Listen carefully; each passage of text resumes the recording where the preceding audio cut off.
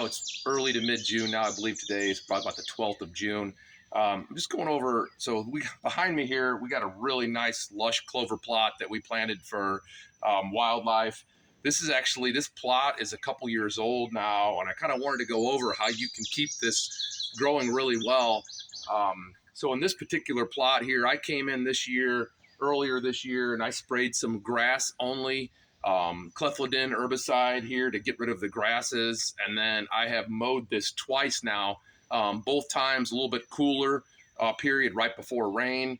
And basically what I've got, I mean, this clover plot, they can last you, 4 to 5, 6, 7 years if you keep the grass out of it. Again, using some grass only herbicide is a perfect way to keep the grass out of it. And then just mowing it. You don't want to mow it in the summer when it's really, really hot and oppressive. But if you can get a couple mowings in between May, June, before you get into the real heat of the summer, especially if you can do it before rain or a little bit of a cold spell, they'll continue to send out stallions and they'll continue to produce more pieces of clover and get yourself a nice, very well rounded wildlife plot here. I just want to take a look. I'm just going to show you a little bit of what this looks like. You can get a better look behind me and you can just see how lush this plot is here.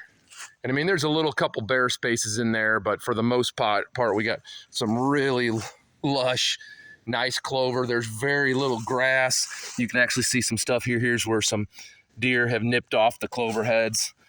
There's a few more of it here, but again, we just got ourselves a really nice, good plot of clover. So just by periodic mowing and keeping the grasses out of it, you can really turn your a perennial plot where you don't have to come back and replant this for quite some time, and you have a really good place for both deer and turkey, rabbits, all sorts of wildlife will feed on this. It's a good late in the deer season source. Once you get into October and November, when some of the other food sources are starting to dry up a little bit, if you got some really good clover, early spring, whenever the deer need of nutrition, this is one of the first things I'll find them out feeding in.